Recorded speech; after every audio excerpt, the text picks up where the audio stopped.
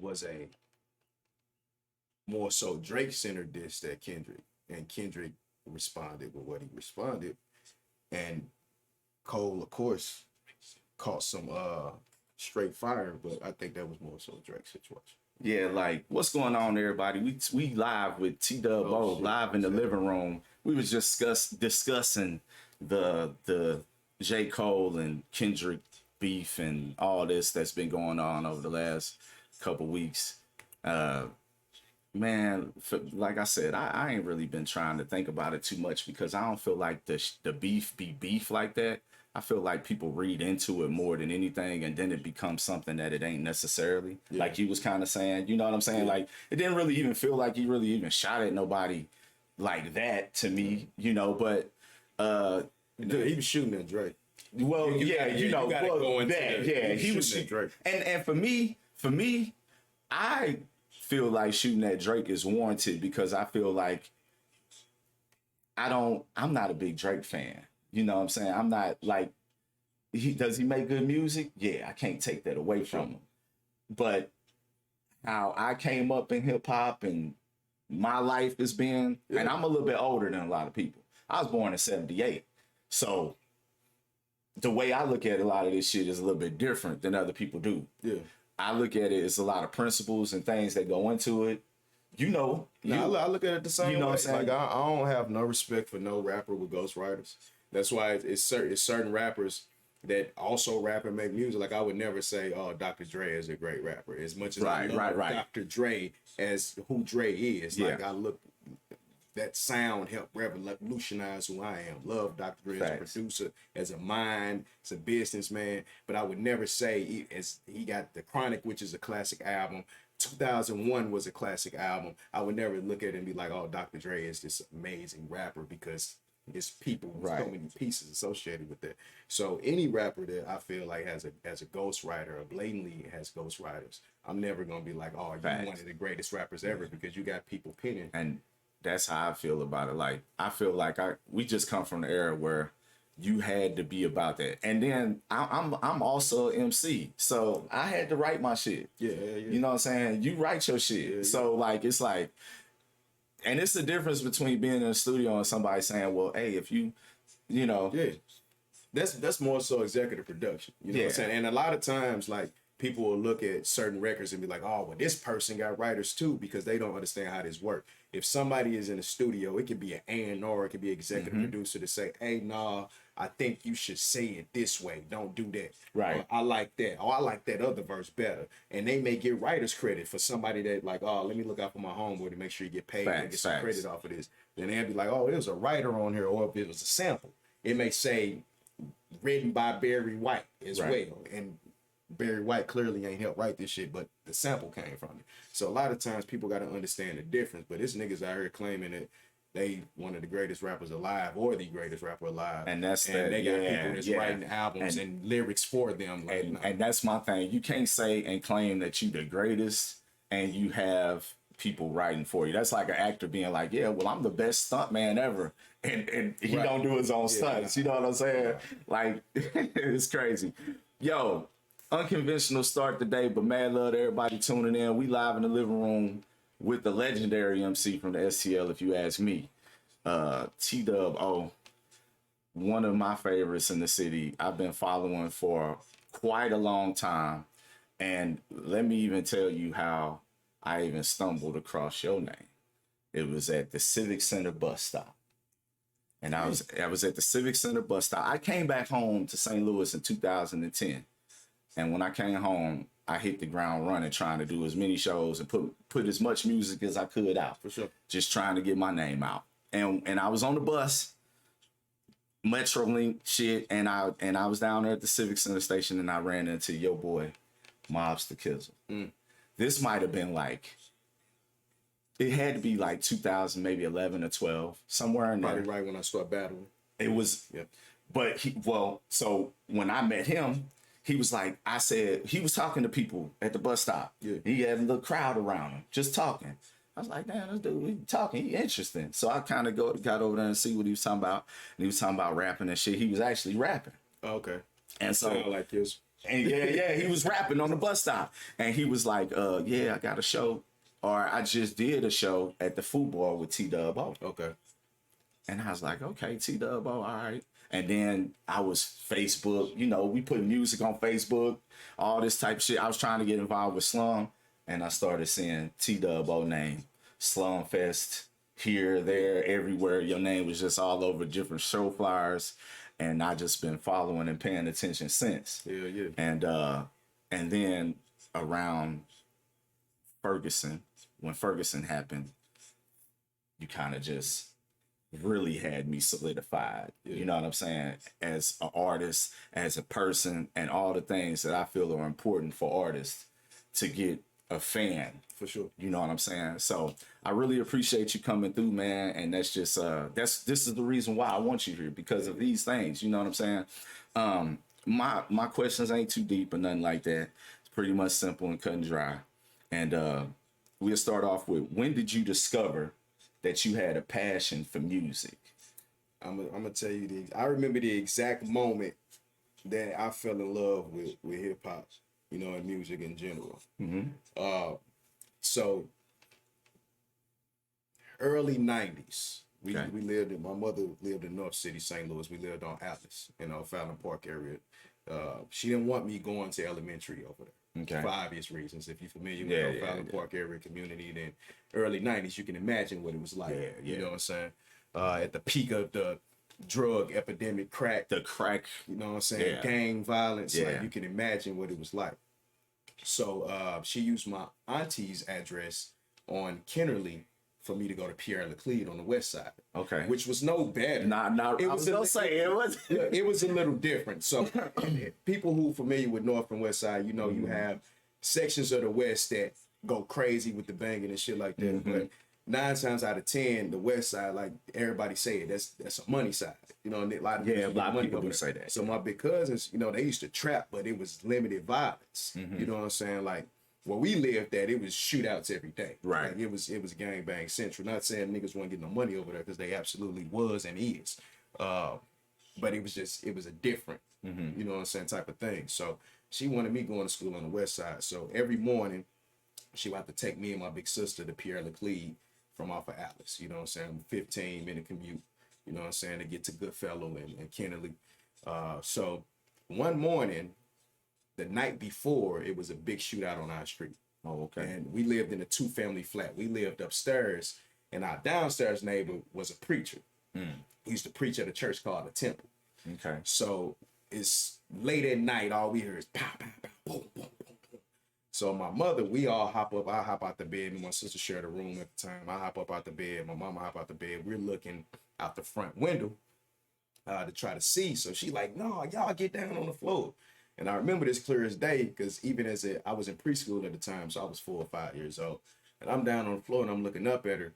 And the whole time I'm thinking to myself, like, all right, you done told us to get down on the floor, but you still looking out the window. Mm-hmm. I'm thinking about that as a kid. Right. So early in the morning, we come out, get ready for school. It's cold as hell. It's a winter day. She had a burgundy Celebrity. Chevrolet Celebrity. I don't even know if they make them no more. Hard top. It was burgundy color.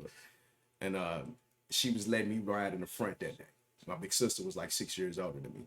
So I get in the front and I go over to the passenger side, and it's bullets like ricochet all through the car. And she look at it and she just shake her head, getting the car started up. And she put a tape in the tape deck, and it was Ice Cube's Today Was a Good Day. And from that moment, listening to that record, knowing what had just happened last night and seeing my mama call, I knew I wanted to rap. Or it was just in me. It was just in me from that moment. I fell in love with hip hop. Damn, that's a crazy story. Like, that's probably one of the better stories, is why you fell in love with it. And it was Today Was a Good Day. That was the song. Yep. So was it just the way that the song did it just resonate with everything? Yeah, when I heard it, by the time I got to school, I mean, we had listened to the whole song, and I'm listening. And I knew my mother was upset, because I'm seeing the bullets, the buckshots on the side of the car. And, she was a single mother working 3-4 part-time jobs at the time, like whatever we can to survive. Right. And I knew she was upset, but for her to, get in, we get in the car and she put that record on. And it's like every thing that you heard it Ice Cube talking about in that song, like, yeah, nobody got shot today, nobody died, police ain't bothered me. It was a good day. It was a perfect day for a young nigga in the hood with a little bit of money. Yeah, man, like I could. The first time hearing "Today Was a Good Day" was like a surreal experience in a way. You know what I'm saying? I think for anybody who kind of came up in any of these environments, and I came up in a pretty shitty environment. Probably not as bad as it.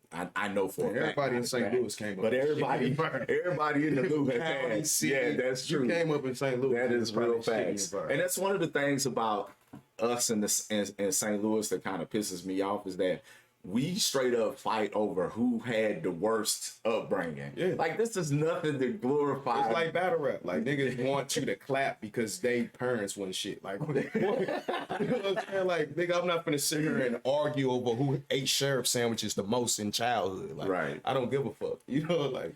Okay, so Today Was a Good Day. First song that you really, I guess, opened your eyes and made you really realize the power of hip hop. Yeah. So, like, how was your first song and recording experience? Do you remember that? Hell yeah. So, the first song I ever recorded, well, actually, to be honest, the first song I ever recorded was on a karaoke machine. I probably was 10 or 11 years old. Okay, so tell me about that karaoke process, because this is a process we talk about. Yeah, so, I come from a musical family in the instance. So not only did that solidify that I want to rap, it was also experiences with my big cousin. So like any black family, 9 times out of 10, the grandmother is the matriarch of that family. Yeah, she's the glue. Yeah. So that was the same thing for my family. So again, we lived in North City, but my grandmother had a house in Normandy in the county. Oh, okay. So it wasn't that bad. It wasn't that bad. Right. But it was a little bit the city. But it was better than the north side. Yeah. So that's where we spent our weekends. That's where we spent our holidays at. Family would come in out of town. So my big cousins, you know, all of them from their respective areas, some from the north side, west side, U City, all of them gang affiliated.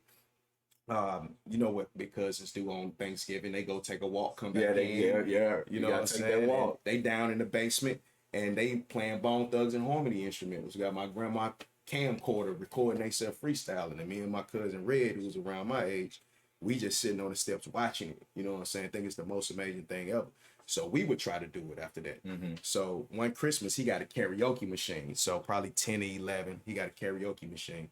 And we figured out how to dub tapes and record on the mic. Right. So how did y'all process the dub and the tapes go? We would put tissue inside the cassettes, because a lot of cassettes, people don't know, if it was a cassette that you couldn't record over it had an open space and you had to gap it. Okay, so you would tissue it up. Yeah, put tissue in it. If we did have blank tapes, we was lucky enough to get somebody to take us to Radio Shack or something to do it that way. But we would just grab any cassette tape we could find, put tissue in it, stick it in there, and press the record down on it and shit. How much trouble did y'all get in for that? None. Okay. Like, because you wasn't recorded over tapes like they like. I mean, they was our tapes. Oh, okay. You know so it didn't matter. It was tapes that we had access to, so nobody cared. Yeah. But my first real experience recording, I probably 7th or 8th grade. I had put some money together. Not gonna tell you how, but I put together some money. And I went and bought studio time. And I went and recorded a song. Actually, 2 songs. I made the beat and recorded the song. Made the beat on a keyboard, a Triton keyboard that my big cousin had. Put it on the tape. That Cord Triton. Yep. Took it to a studio, and it was an old ass studio. Dude was still recording on ADATs. Yeah, that was, I mean, what year was this? This was way past the ADAT era. This was ADAT, but ADATs lasted a little bit longer. This probably was the only studio in the city. ADATs. This was an old guy. He probably used to record like Ronald Isley, shit like that. Yeah. But that was my first experience. It was a good experience. The guy was like, "Man, it's a good song, yeah, man. You need to pass it out." And in my mind, I'm like, "Nigga, I just made a song. I'm like, they gonna steal it." And he gave me one of the rules that I still live by to this day. He said, "Never worry about sharing your music, because if you make one great song and that's in you, you can make 1 million of them." So I never cared about sharing music from that point. I think that's a lot of that's pretty good advice, sound advice, because there's so many artists that they share music with me. And I'm like, what are you gonna do with it? Oh, I just made it for myself. And I'm like, That's cool, but this is really good, and I think a lot of other people would think it's good too. You want to go past? You can. Sugar Fish just walked in. I'm good, actually. I'm good. But yeah, so do you still remember that song? Somewhat. Yeah. A lot of young braggadocious shit like that. Yeah, you know, even then I was lyrical. Yeah. I can't remember the lyrics, but the beat was decent. So you actually produced?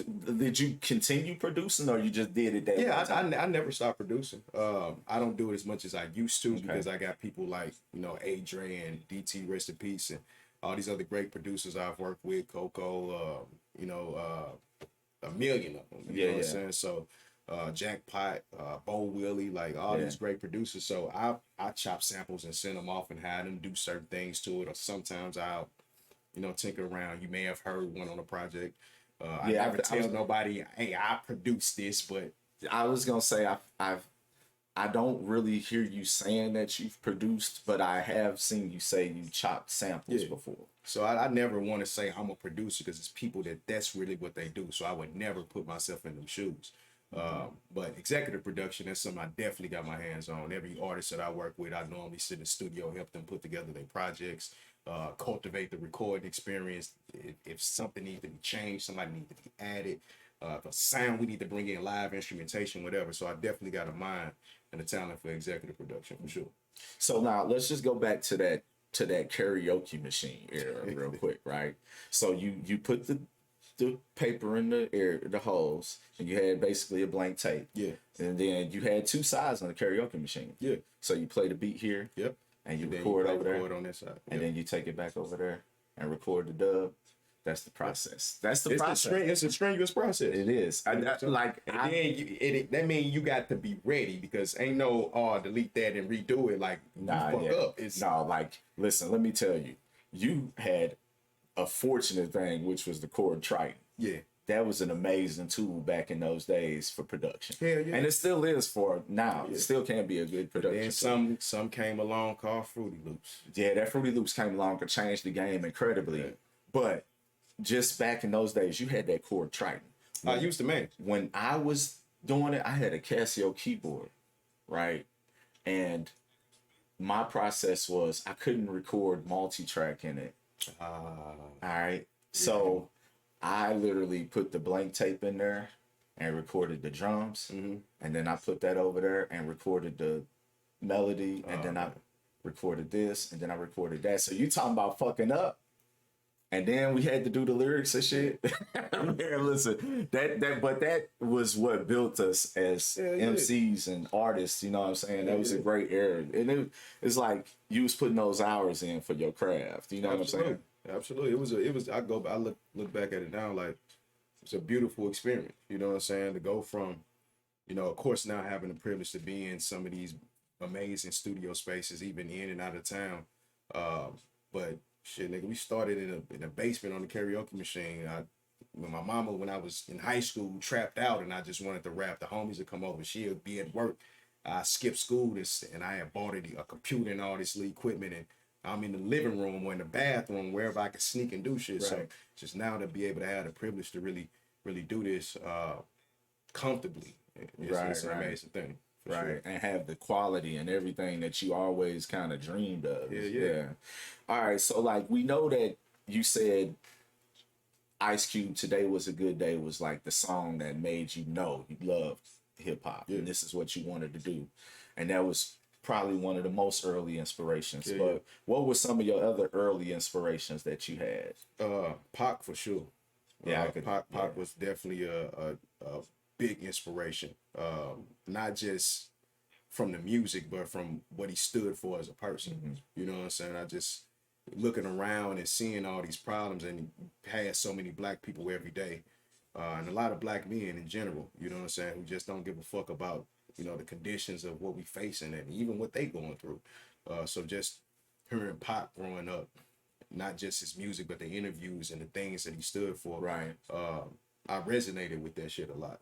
At a certain point in time, after I started doing certain things outside, you know, Jay-Z became a big inspiration. Mm-hmm. You know what I'm saying? Going back, listening to shit like Reasonable Doubt. You know what I'm saying? Which is like a hustler's handbook. Yeah, basically. yeah. You know, people like to talk about Trap or Die, but Reasonable Doubt is like Reasonable Doubt was the blueprint for hell yeah. You know what I'm saying? It's like a snippet of a hustler's life. You know what I'm saying? On a compact disc. So definitely Jigga. You know what I'm saying? Lil Wayne. You know what I'm saying? Was a big influence. The whole Cash Money movement. You know how huge that shit was in St. Louis. Yeah. You know what I'm saying? No Limit. My big cousins used to love No Limit. Bone Thugs and Harmony. Of course, Back Out West. You know, Snoop, Dre. Right. Cube, of course. You know what I'm saying? NWA. So I still listen to the classic shit, DMX. You know what I'm saying? Shit like that. So it's some newer music that I like. Of course, the Dots and Coles and, you know, some of Drake work. How can I forget, you know, Jada Kiss. Yeah, Jada Kiss. I like the Young Boy Jid. You know what I'm saying? Like, it's a lot of good work out there. You know what I'm saying? But of course, you know what I'm saying, those classics, the Jay-Z's, Tupac's, Cube, Eminem was a big influence of mine. No matter what nobody say, that white boy lyricism. His lyricism is amazing. It's phenomenal. You know, I have the way I feel about Eminem, but I'll never take it away from him. His lyricism is amazing, but the whole Shady Aftermath G Unit. Yeah, you know, I was a G-Unit. huge 50 Cent fan as a kid. You know? That was actually the first CD I bought with my own money. 50. Get Rich or Die Trying. Yeah, that's first a classic. CD I bought with my own money. That's a fucking classic. We was listening to Get Rich or Die Trying over the summer on the way to Corpus Christi for vacation, and we listened to that whole album, and I was like, "This was on this album too." This song was on this. Like, he had so many motherfucking hits on that album. That was a great album. It was front to back, man. Like, it was insane. Oh shit, I can't. You know, half of my family come from the South, so 8-Ball, MJG. Okay, that was big. 8-Ball, MJG was big in St. Louis. UGK, 369. Yeah, like, so that's why you hear you hear the lyricism in my music, but you still hear them heavy 808s and then them southern soulful samples at a certain point in time, even guitars, rock and roll shit, like that's all blues. Yeah, facts, yeah. So there's a lot. It was a lot I'm inspired by. Queen, the rock band, the Who. You know what I'm saying? Like Def Leppard. I'm an unconventional nigga. Like, I might pull up in the hood listening to fucking Ozzy Osbourne, bro. You never fucking know. And anybody that know me, they'll tell you this shit. I'm a huge fucking Weeknd fan. I'm the Weeknd, like, the Weeknd is my shit, bro. People be hating on him so bad, but I love the Weeknd. Like, I would literally be riding around with an AR-15 on my lap listening to the motherfucking the Hills Have I. Hills Have I. Don't go to the hills, motherfucker. Wicked games and shit. Yeah, come on, man. I love that type of shit, but that's me as well. Like, I listen to everything. You know, kind of coming up in the hood, I feel like motherfuckers try to box you in, but once I really got into my 20s and I started just kind of, you just gotta stop giving a fuck, and then also you gotta look at who's trying to box you in. Well, then also, as we artists, so it's kind of like our job to, you gonna listen. It's only so much hip hop and rap and you know what I'm saying, you can listen to as far as inspiration goes. So now you gotta start looking at other places, and that's how you find these samples and things like that. Yeah, that's dope, man. So let's talk about Ferguson. All that happened, and during the midst of all of that, you forged a relationship with quite a few people, but notably 2 people the most for me. Your wife and Bodine. Yeah. And Bodine was also another artist that was me and Bo was locked in before that. Yeah, but I feel like y'all was locked in before that, but I feel like that bond got even stronger then. Yeah, for sure. But y'all did same with Tiff Photo. Y'all did Bruce versus Bane before. Yeah, Ferguson, we started working on that before. I think we dropped it while Ferguson was happening, but we started working on that album months well before Ferguson. Right. Yeah, because I know y'all was working on it, but it's just like, the reason why I say it just seemed like it made y'all the bond so much stronger is because every picture I see y'all. Yeah. Well, anytime you get shot at with a nigga, like, yeah. We survived near-death experiences together. You know what I'm saying? I've been locked up with Paul. I don't know if Bo ever got locked up with us, but once you get locked up with niggas, get shot at together, you know what I'm saying? Fight with niggas, like, that automatically gonna strengthen the It's relationship. kind of the same as being in the hood, like Yeah. but yeah, I get it. So and that was just a like seeing you and all the work you was putting in at that time for me was really an amazing thing. For sure. And I'm quite sure many other people as well were inspired by what you've done and what you have done since then. So, like, tell us about some of the things that you've done since then, like with different programs that you've initiated and helped start up and things like For that. sure. Well, myself and other like-minded individuals, Rika being one, Tef, we created an organization by the name of Hands Up United, which wasn't more so centered around just protesting, but actually counteracting the issues that we was facing, and not just predatory policing, but all of that, rehashing the justice system in totality, kind of abolishing the system of policing in a certain instance, educational programs, economic support, fighting economic oppression, fighting climate, and like anything that was affecting Black people in St. Louis that we had experience with, that we knew about, that we witnessed, we were standing against, and we was creating programs for it. So we knew that change wasn't gonna come from us yelling at the police. Right. That was just a riot is the voice of the unheard. That's just us releasing our frustrations, making sure that, hey, we not standing for this shit. But we know y'all not gonna fix it. The system was created to do exactly what it's doing. How can you fix it? You don't have the tools or the heart or the spirit to do that. That's gonna come from us. So the first thing we did was create a program called Books and Breakfast. It was mirrored after the Panthers Breakfast program, but it had a deeper political education undertone to it. So we started in North City, St. Louis. So we weren't even in Ferguson with it. We down the street, 5 miles down West Florissant in O'Fallon Park. You know what I'm saying? We in the middle of the trenches with it. So we feed the entire community, give our books to the entire community that stretched to the south side. Of course, we had a few in Ferguson. Initially, that program, as other national organizations started to see how we was giving a community that typically had no political buy-in. Not only were we getting them interested in being politically educated, we was able to mobilize them for whether that was having a protest, whether that was doing a community cleanup, whether that was volunteering, or whether that was activating them to utilize one of our pieces on the chessboard as voting. Okay. We were able to do that. And these larger organizations who've been getting majority of the money to do that work saw that they couldn't reach that certain demographic, and we were. And they started modeling, books. We set up Books and Breakfast Hubs in 38 cities, 3 other countries: Sierra Leone, Africa, Paris, France, London, England. You know what I'm saying? We went and protested in Mexico and walked 15 miles from Pick the Kids to Ayotzinapa when 43 students was kidnapped, by the drug cartel and murdered, you know what I'm saying, and allowed by the government, so we've been in some very revolutionary spaces. A lot of our camp went to Palestine, MST camp in Brazil, been to Cuba, like all these different things. London doing Books and Breakfast, Paris doing Books and Breakfast. So any revolutionary space in this world, 9 times out of 10, we've been there and we've organized. The problem is we weren't just protesting, and we ultimately became, I don't want to say enemies of the United States government, but we was heavily watched, heavily harassed.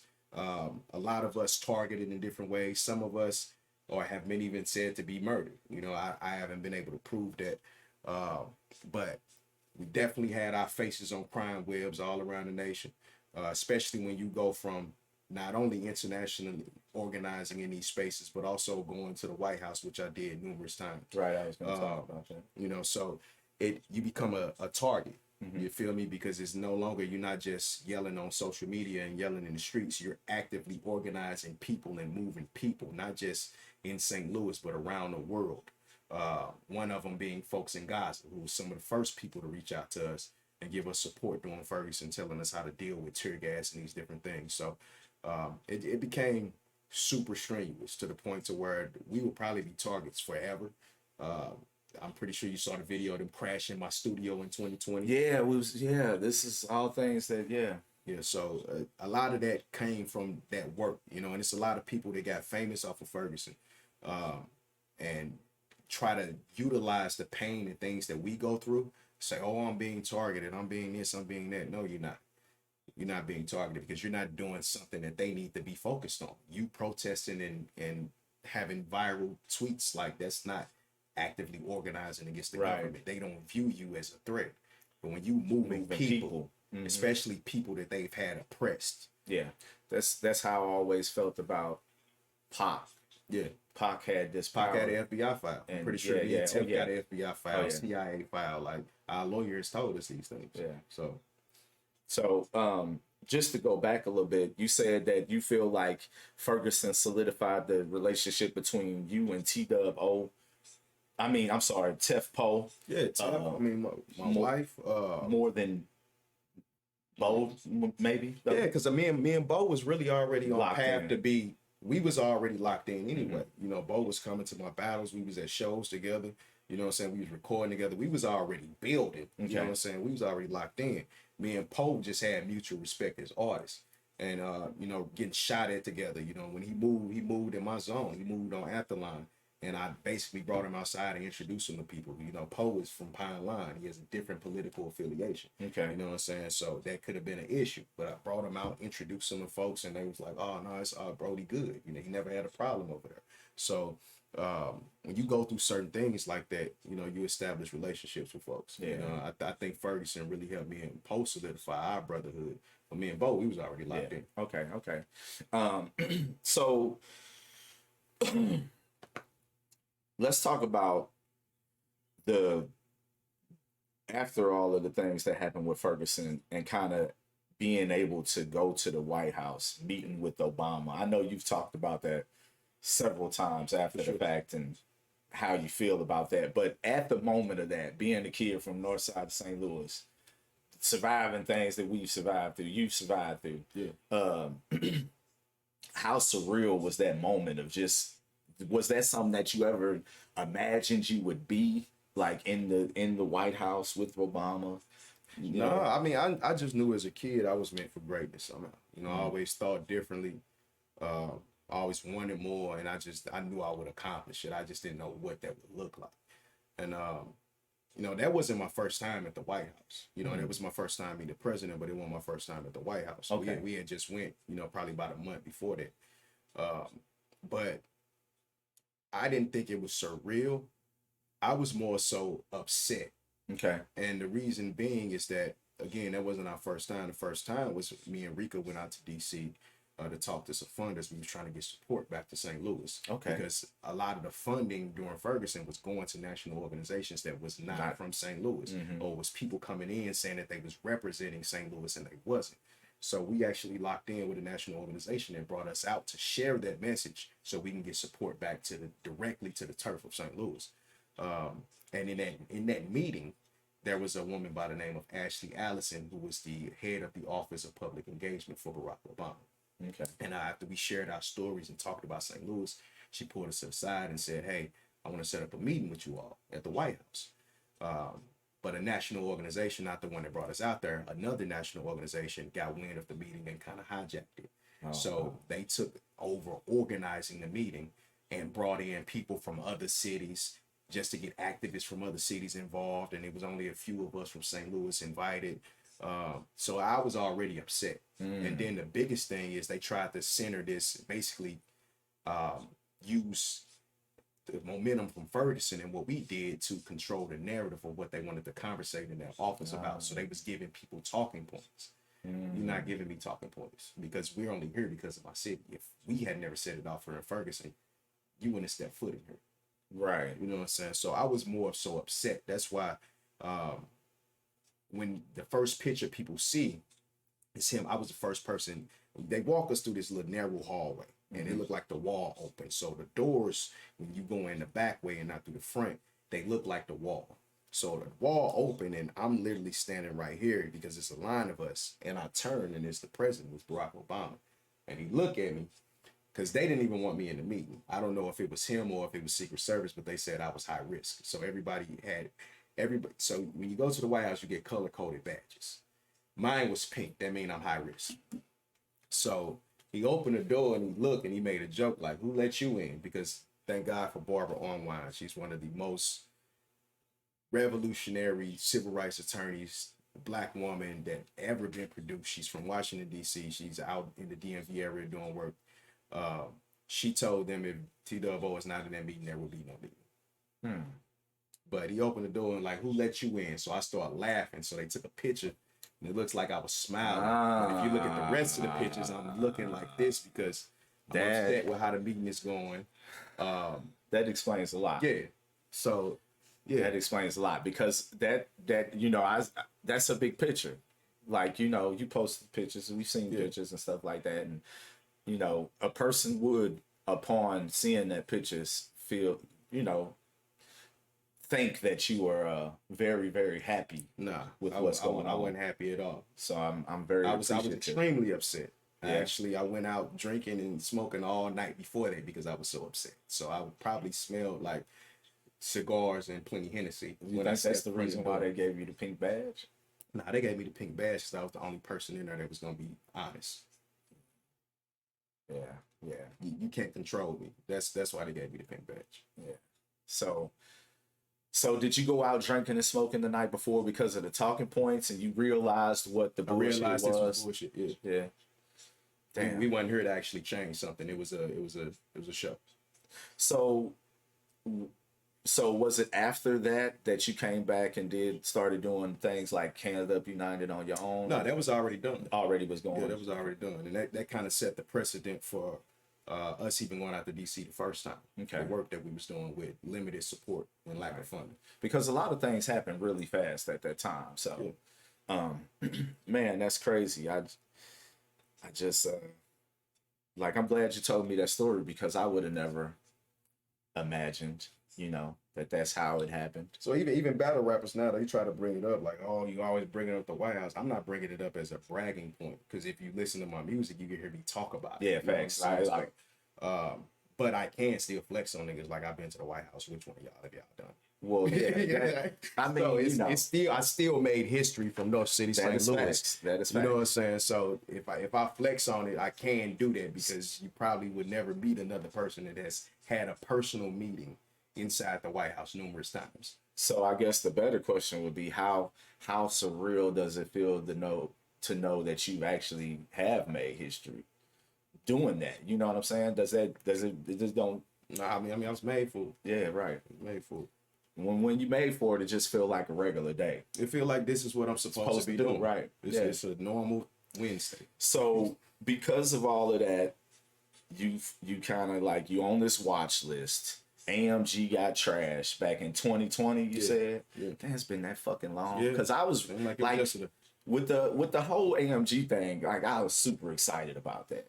Like you was forming something, you know what I mean? And it was, to me, it's all positive. You know what I'm saying? Absolutely. Even the things that they say are not positive, they put you on watch list. I think that shit's all positive. You know what I'm saying? Because it's what we need. But when you started creating AMG, you was really like, I was like, man, this is gonna be dope.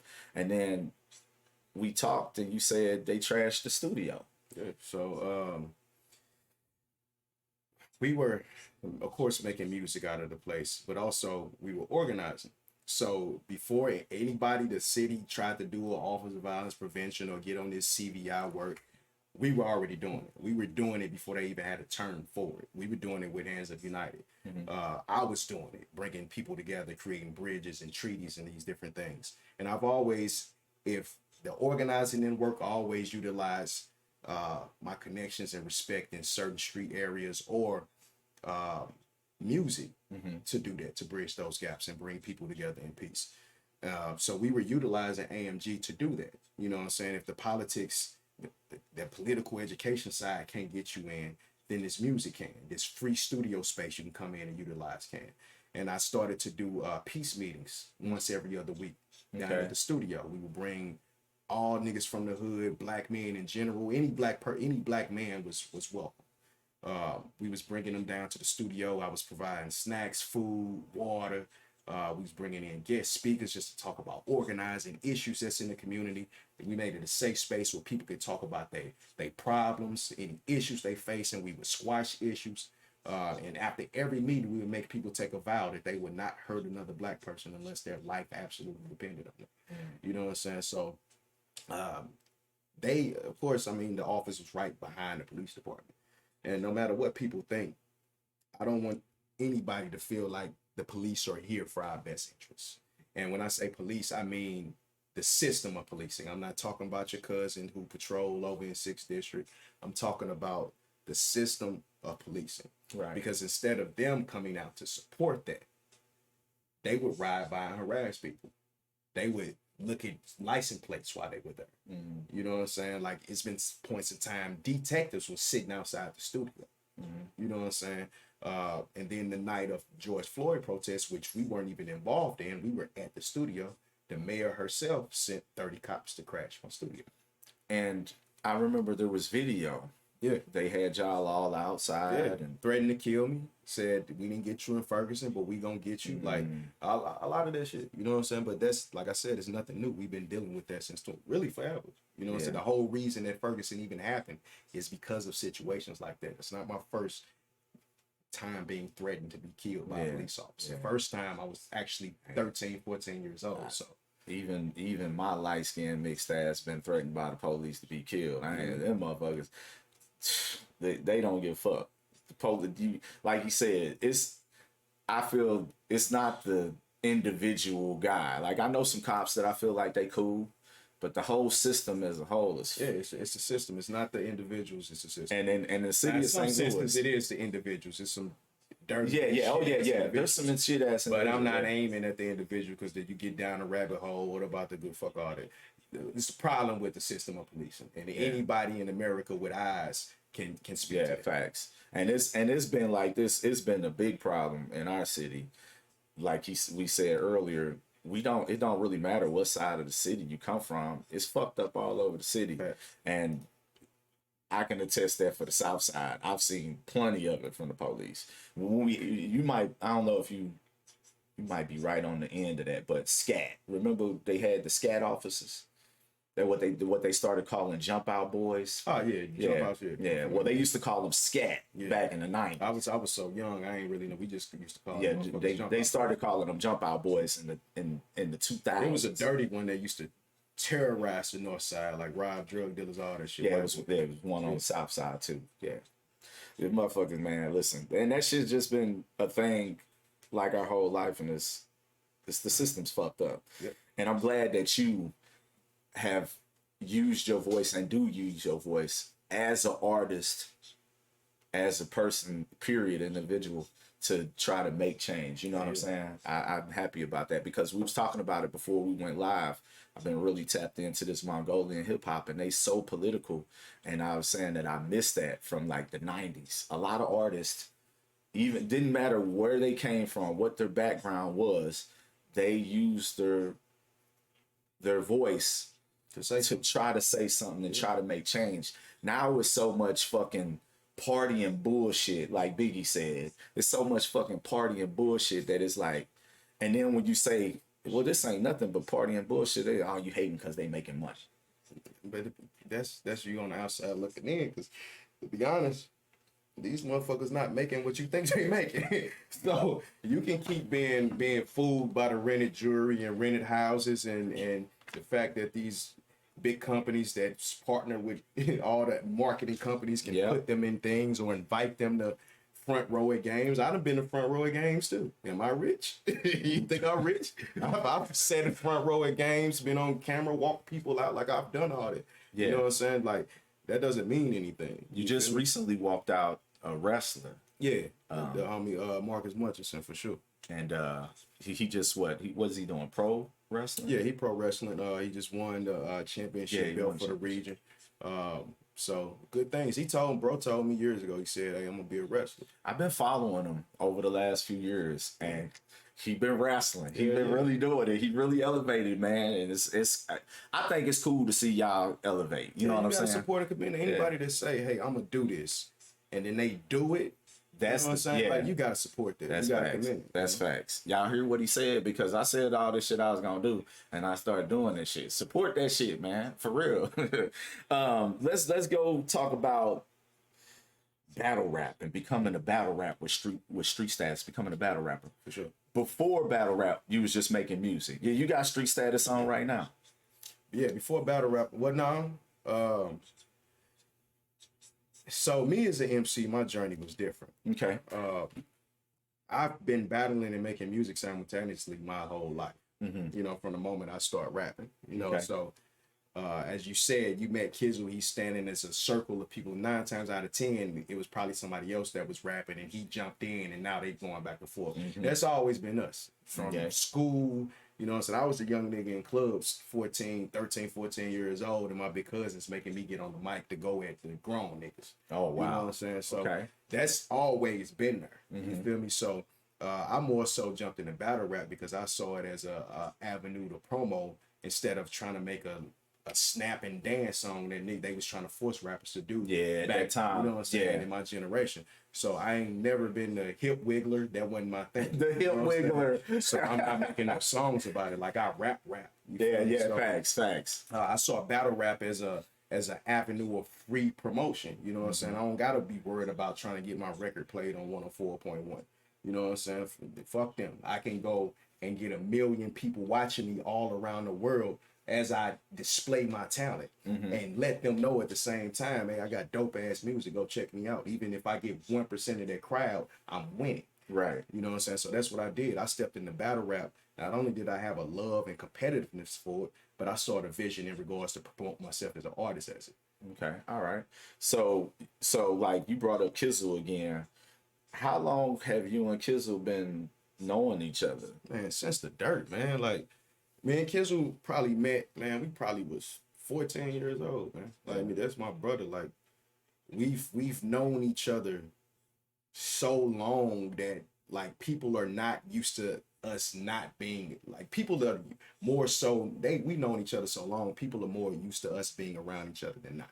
Okay. You know what I'm saying? Like, people from it ain't nobody from my childhood that's gonna be like, oh, yeah, I remember a time he wasn't around.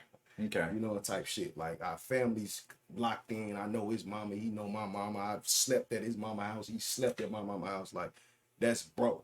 You know what I'm saying? So, like, with you being from one side and him being from another side, how has... I'm gonna tell you how beautiful it is. How is that? Kizzle first cousin is from the Bud. Okay.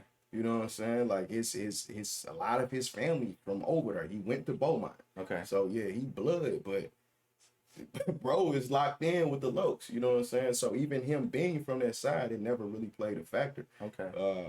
I mean, he's already been locked in forever. That's what's up. Yeah, I feel like, you know, if you listen to Kizzle, his focus is the money more than it is the other shit. Like, so, and that's something that I could appreciate. But I always wondered, like, how did y'all get so locked in with, you know, you being... It started as competitiveness. You know what I'm saying? Kids who rap, like when we first introduced to each other, it was like, oh, this nigga rap. And it's like we sat in the car smoking weed and rapped for 4 or 5 hours straight. And it was like, oh, I fuck with you. And we just started making music together. Then it was like, oh, shit, nigga, my people over here. Shit, nigga, well, I grew up around the corner and I'm fucking with them. Like, and it just became a thing. You know what I'm saying? We making music, we getting money together. Like, we outside together. Like I said, once you start fighting and all this other shit, like going through these shits that you going through in the street, getting locked up and crashing on shit, like you establish that brotherhood, like other shit just kind of diminishes. Yeah. So damn, that's crazy. So like so just since we on that topic, will there ever be a Dubb O and Kizzle? Are we gonna ever get a album type of thing? You know what I'm saying, bro? Like, people don't understand, like, it's a lot of rappers that just be rapping. You know what I'm saying? And I try not to promote the bullshit as much as possible because I want that to change. Right. But we really go through this street shit. You know what I'm saying? And it's just becoming a point in our lives to where it's comfortable away from that. You know what I'm saying? Like, it's real. You know, bro done been popped up numerous times. You know what I'm saying? Locked up. Like, niggas got to get their mind right and focus. And even when you ready to shift outside of the streets may not be ready to let you go. Yeah. You got certain responsibilities and certain, you know, relationships that you have to cultivate first to move on. When you really in it like that. Right. You know what I'm saying? And that's how we came up. So I think bro is in a good space to really focus on the music. You know what I'm saying? I've always been able to multitask. I'm a compartmentalization type of thing. You know, I could be doing this over here, and then my mind is controlling this over here. So you definitely gonna get a Dubb O and Kizzle album. Yeah, I just on Kizzle's behalf, I feel like the last few features he's knocked out have been really fucking solid. For sure. Like really fucking solid. Specifically that Hills feature that he had. Yeah. That's one of my favorite songs. No, everything Kizzle touches gold, man. We call that nigga the St. Louis Jadakiss, man. Yeah, he is super nice, and I'm definitely anticipating and looking forward to that. For sure. Let's just talk about working with Tyrone Woodley and how did that come about? I met Tyron actually through doing a song with Hills. Okay. Of course, Coco from Basement Beat, Shake Your Tail Feather, the Nelly situation. Like, he's always been a supporter and somebody that we collaborated with. So he was actually working with Hills on a record. And I had met, Hills was a fan from battling in music. And I had met him once, but we hadn't really fully locked in. And he was doing a cypher record. He like, bro, I really appreciate it if you could hop on. And I'm like, you know what, bro, I got you. You know, pause. That was crazy. Now hop on. Get on the record. So I'm like, say less. I'm like, where y'all at? He like, we at Coco House. I'm like, I'm gonna pull up. We did the Freeway record there, me and Bo and Freeway. So I pull up, I write the record, write the verse in the car, I go in, and it's Tyron Woodley sitting there. And I'm like, oh shit, like, you know, you got the UFC welterweight champion. Mm-hmm. So we get introduced to each other. I'm like, I'm a big fan, you know what I'm saying? Keep doing what you're doing. I got shit to do. So I go in there and knock my verse out, come out. He's like, bro, you just went in there and just like one take it, like, and I didn't know that they had him like getting ready to, you know, get on the record. So the homeboy Jimmy, he like, oh yeah, you know, y'all, Willie's about to start working on some music. He was like, yeah, man, would you come down and fuck with me? I'm like, bet, I got you. You know what I'm saying? So he hit me up in a few days. He's like, we at Fat Buddha, pull up. So I pull up and he's working on some music. And I'm like, everybody else just, you know how it is when it's the money and the famous guy, everybody's just like, yeah, it's great. Yeah. Me, I'm like, nah, change that. Don't do this way. Like, I just start orchestrating shit. And he like, you know what? Every time I come down here, I'm like, well, if I'm free, I'll come fuck with you. So I just started going fucking with him when I could, hopped on a few records. Before you know it, like, more producers that I knew coming in and we making more songs. And before you know it, shit, we had an album. You know what I'm saying? He like, shit, nigga, come out here to LA. I go out to LA. He like, come up to New York. I go up to New York. Just kept working, building relationship. And shit, bro was going through some crazy shit at the time. I was going through some crazy shit at the time. We was resonating on that, you know, just fighting through that battle, depression and all these different things and shit. We just established a brotherhood. Yeah. That's what's up, man. And then y'all got the song with Wiz. Yeah. And what did you actually get the chance to work with Wiz, or was it like a? Nah, he sent it back, but I done chill with Wiz numerous times. Okay. You know what I'm saying? Like, them the homies. Yeah. You know, his security, his cousins, Breeze, Lonnie, they all locs from Pittsburgh. Like, them the homies. You know what I'm saying? Every time they come in town, I'm fucking with them. I know you tied in nationally. I see you, you know what I'm saying, with pictures, but you know, you gotta let the people know. Yeah, for sure. Like, Wiz the homie, you know what I'm saying? Like, this whole camp, I fuck with Taylor Gang here. That's what's up. So we was talking about you starting to be a battler, battle rapping with Street Status earlier. For sure. And you've had a pretty amazing run with Street Status, and you got back into it over the last couple years. Yeah. How do you feel about the current state of battle rap? I think the talent is there. My problem with the current state of battle rap is they have no real connection to the people. And I think you can see that in the numbers. Mm-hmm. The talent is there. You know what I'm saying? People are doing shit like new wave, or they have all the potential to be amazing. The problem is they think it's just them like showing up in that little Facebook group and promoting and things of that. They got to learn how to promote themselves outside of that. They got to learn how to connect with people. It's deeper than the bars, because it's 1 million battle rappers now. So if you just a good rapper, like, you can find 1,000 of them in any city. Mm-hmm. So it has to be something deeper than that separates you, that make people want to connect with you. Right. You know what I'm saying? Like, when we was rapping, we was giving people our lives, getting in them bars. We're giving you our life. You feel me? So I think that's their problem. That's what they lack, that connection. Okay. Yeah, I can see that, because that's how I kind of feel. Like, I'm a fan of battle rap, but I feel, and I've said it a lot of the times, publicly on Facebook. I talk about it on the streams and everything. Yeah. Feel like a lot of time battle rappers run off their fan base because, you know, the fan doesn't understand the bickering and back and forth that they doing. And then they don't, like you said, they promoting to the same people who are already gonna be locked in with that. You got to get more people into the door. You know what I'm saying? More people exposed to the culture. Not being able to connect with the people is the reason why more people ain't coming through the door. You know what I'm saying? I mean, not even just through the door, but watching. You know what I'm saying? A lot of these guys, they go to a bigger league and they get a 50,000, 100,000 view battle, and then come home and you can barely get 2,000-3,000 people to watch it. You know, that lets you know that people not really rocking with you. They was rocking with their league or that situation. Yeah, that's, you know what I'm saying? Or they not checking for you outside of that situation. I mean, they know who you are, but you haven't converted them to be an actual supporter or a fan. Okay. You know what I'm saying? So I think that's the biggest thing. Like, people gotta be able to reach and pull something out of people to connect with deeper than what they're doing. It's bigger than just rap. That's facts. I definitely agree with that. All right, so last question I really got for you, man. I think I covered pretty much all the bases. It's probably so much more. Like I say it all the time, we can sit here and talk for hours. For sure. But what's in store for us for 2024? So 2024, of course, I just signed a deal with the Kransberg Arts District. Yeah. As a resident, the first hip hop artist to ever have this. So I got a long 14-month residency of shows and amazing artistic creative things that I'm doing with them. It officially launched in April. So the first thing they had was a gallery, you know, promoting a lot of our work, which is right there by the Fox. It's on Grand. The next thing, I got a big show that I'm planning June 1st. It's a Saturday at the Dark Room. This is my official kickoff to the residency, running in coalition and partnership with the Music at the Intersection. That's big. Yeah, after that, it's just a bunch of different shows popping out, special guests here and there. Of course, being one of the St. Louis headliners for Music at the Intersection in 2025. But really just utilizing all the resources and promotions that they have. I've never been one that fully focused on St. Louis because I saw the vision well beyond 70, 55, 270. Also, I may not make the type of music that the typical St. Louis nigga listen to. You know what I'm saying?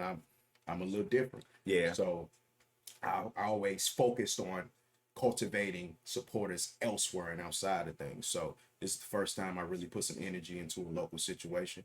I'm also opening the door for them for hip hop. So that's going to be a beautiful doorway for other hip hop artists to come in the future and take advantage of these amazing things. Of course, we got another album coming, Great American Outlaw. Look for that in the fall. Okay. First single within the next couple months or so. So we just doing some big things. My manager just launched a big outside venue up in the Poconos in Pennsylvania, which is going to be great. We got a lot of sync license things we're talking about, maybe doing some acting. And of course, battling, still turning niggas' heads off. Yeah. I'm looking for. I seen you've been talking about you looking for a new victim to battle, but you know, they ain't really willingly gonna get on that stage too easily. But yeah, that residency is huge. Yeah, it's a good thing. So can you tell us a little about the place that you had a residency with? Yeah, so Kransberg's art residency, they district, they own a lot of the artistic spaces that you see. So they own the Grandel Theater, the Dark Room, of course, Sophie's Artist Lounge, the Dot Zac, the art music, which I forget the name of it, the Contemporary Art Museum. Okay, yeah. They got a nonprofit organization that invests into a lot of communities for art.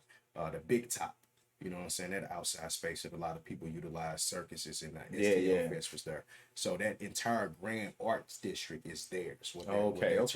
You know what I'm saying? So they're really trying to cultivate the artistic community here in the city. It's always been there, but they're trying to formulate a blueprint to where these artists can actually begin to be successful off of their work and make money off of their work versus saying, all right, you're a starving artist or you got to go work a job to continue to do your art. They want people to be able to sustain and live off their art, and that's their plan. Okay. In every discipline of art, visual art, writing, music, movies, every single thing, you know what I'm saying? It's a different artist and a different caliber of art in every residency that they do. That's awesome. And I'm the first hip hop artist, so I basically just opened the door for that. Yeah, that's big right there, man. Like, that's big. But that's also gonna be some big shoes to follow behind, man, because you like you just said, you're not the typical like hip hop rapper from St. Louis. You know, a lot of people here, I feel like they try to do something that they see somewhere else has been successful with. And then, like you said earlier, we had that whole like snap pop era. Yeah. So you are definitely something different than that. And that's the reason why I really fuck with you as an artist, because all of your inspirations that you mentioned, I can not hear them in your music, but I know that those are inspirations because of the messages and things like that. And then plus I've been following for quite some time. So, you know, I've seen over the years like different things, and you speak about Pac and Jay-Z and things like that. So before we get into this game, we got a video from you we're gonna check out, and I just want you to like, you know, kind of tell the people about the video, the process of making the video. If it's not too much trouble, I may have to skip the game. That's fine. No, that's fine. That's fine. I know. We fathers and things like that. It's early dismissal. Oh, okay. Yeah, you got to get out of here. So we're gonna check this video out, and we'll get you back another time for a game. Yeah. But this is Dubb O, Don't Miss, by the Film Legends. So like, just tell us a little bit about the reason for the images and the inspiration for the song and the video. For sure. So around this time, I had started working on another album. And, you know, a lot of people were whispering when we started the AMG situation. You know what I'm saying? That people weren't invited to the situation. They had some negative to say about it. So I felt like, you know, they shooting a lot of shots in the dark. You know what I'm saying? So one, this was basically a call. Like, you know, shoot at us, nigga, don't miss. Because y'all miss. Oh, you know what I'm saying? We still doing our thing. Like, nothing stopping anything. The police at studio was shut down. We still producing amazing work. We still on track to do anything. The album is still coming.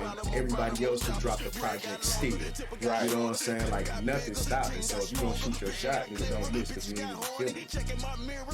That was Cash Flow in the video, wasn't it? Yeah, I remember this, but I forgot he had a cameo in this video. That's my dog right there, Cash Flow. So this record ain't even going on no album. I did that's why I put it out, because it was basically like, look, the album on the way.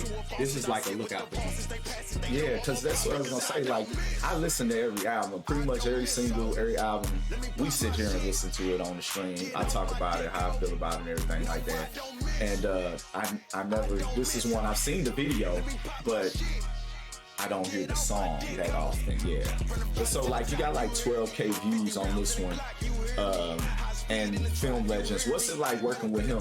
Oh, it's amazing. Ever since I started working with Matt, you know what I'm saying, just his progression. Like, Matt was the first nigga with an 8K red camera. You know what I'm saying?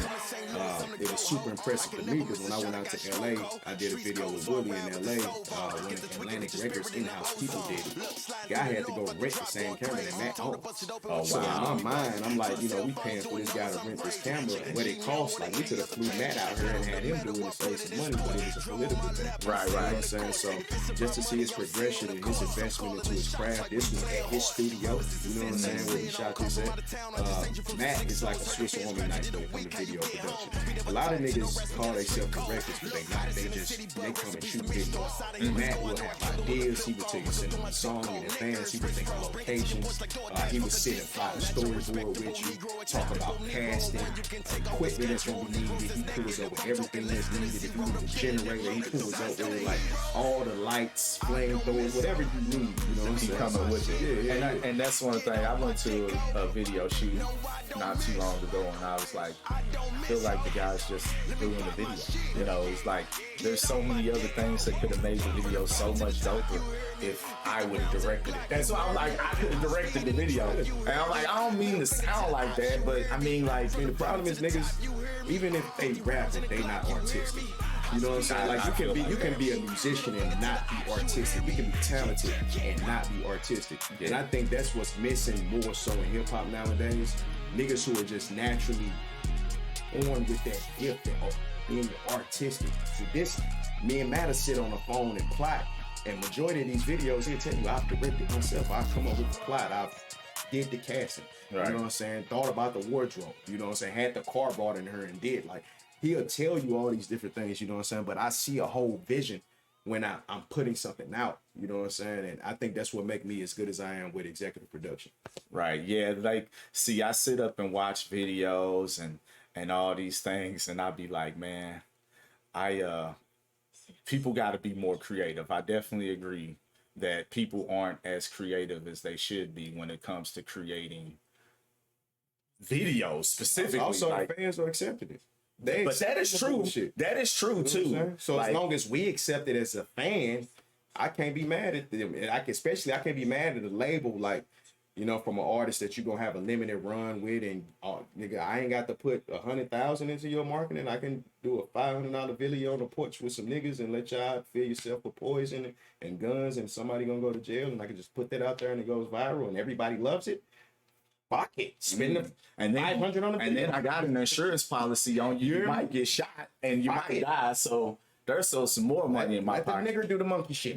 That's it. Yeah, man, that's it. Y'all better listen to what he's saying, man, because the truth is the truth. You hear me? It's a big reason for when you start accepting less, they're gonna treat you less. That's why 360 deals are so popular, because artists were so thirsty for opportunities, they start accepting it. That's why people are getting more advances versus signing bonus now, because people were accepting the shit. We gotta stop being so thirsty to take anything these motherfuckers offer us and understand that this is our culture. We have the power, not them. Dominate it simply. But you know, the sad part about it is that all that what you just spoke on, I seen an interview where Scar Lip was with Vlad, I think, and he's breaking down her deal to her, and she ain't even know. She has no idea. That's insane. And then I sit up and watch videos of Scar Lip, and I'm like, that girl has a mental illness, and they know it. Why do you think they don't do so? It used to be something called artist development. Yeah. I changed it to artist cultivation. Yeah. But artist development is no longer happening anymore. That included media training. It including legal training. Yeah. Performance readiness. Why do you think you see these artists now? They can't even fucking perform. Yeah. They don't even know these songs. Exactly. So none of that is happening no more. But it primarily doesn't happen to rap. That's where it doesn't happen. And then going back a little bit to the videos, what he just said about people not being creative with their videos and things like that is a big reason why people think that Sexy Red's video is going to be video of 2024. Oh, man. Because from a creative perspective, it is kind of creative. Yeah. More than what you've been seeing. So more than what you've been seeing. Well, that's the budget. But that's what happens when they spend some money. And that's also, what are you watching too? Because I've been seeing a lot of fucking great videos that people were sending me to react to. Now, they Mongolian and other shit. Well, it's even people that I see that just make videos that are like really creative video. Like you just did one. Yeah. You know what I'm saying? No, but for a lot of people with the Sexy Red videos, like it takes them back to that It's the rehash. early 2000 area. They got the American Pie. Is it really creative? Not really. So. Not from my I'm gonna leave on that note. Yeah. No, you can't leave yet. You got a side to play for me. You got a side to play. Take a marker out of there. We got plenty of different ones. My boy got to get to the fatherly duties. I got to get to the fatherly duties here soon, but it ain't early dismissal for me. You're going to sign the PlayStation 5 place for us. I really appreciate your time, man. You coming through talking with us. Gonna have to come through and do another part and actually get that game in one day. Yeah, so I kick your ass on that. Look, everybody say they think it's gonna be easy, but it don't be easy. I know it ain't. It's what you do. Dubb O, AMG, mad love to him, man. I appreciate you coming through once again. Do your thing. Oh, hey, appreciate the support. Like when bro said he been supporting, that's real. That's not him just talking and us doing playful banter because we on his live stream. This man has literally been a very, very active supporter in what I've been doing, and I appreciate it. So the minute he reached out to me, I was like, I got you. I've been supporting the stream. He's been playing the music on there. Yeah. So any artist any independent artist anywhere, lock in with Ali, man. Get him your music, get him your videos, but also support his stream to help that continue to level up, and we all grow together. I appreciate that so much, fam. Appreciate you so much. Hey, you have a great the rest of your day, man, and I'll talk to you soon. Yeah. Hey, everybody who tuned in, mad love to y'all. We gonna get out of here one more time We got Dubb O on the plates, man. Look, that's how you know it was a good interview, because we were supposed to play the game, but we was actually talking.